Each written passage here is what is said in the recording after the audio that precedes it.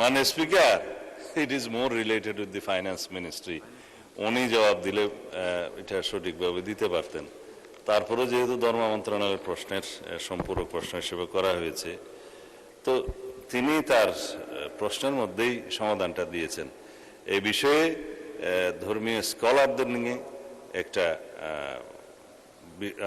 করা যায়, গবেষণা করা যায়, যে গবেষণার ফলের যদি কোনো সমাধান আসে এ বিষয়ে ইসলামী শরিয়া ভিত্তিক যে আর্থিক ব্যবস্থা এবং সুদবিহীন ঋণের ব্যবস্থাতে আধুনিক দুনিয়ার সাথে তাল মিলিয়ে যদি করা যায়, শুধুমাত্র বাংলাদেশের জন্য নয়, এটা ইন্টারন্যাশনাল ট্রানজ্যাকশনেরও ব্যাপার আছে, ব্যাংকিং সিস্টেমের ব্যাপার আছে, সামঞ্জস্য রেখে যদি কোনো সেরকম পদ্ধতি আবিষ্কার করা যায়, সেটা তখন দেখা যেতে পারে। মানে স্পিকার, এখন এটা এক্সপেরিমেন্ট করার জন্য নীতিগত কোনো সিদ্ধান্ত নেওয়া হলে সেটা সরকারি পর্যায়ে তখন আলোচনা করা যাবে।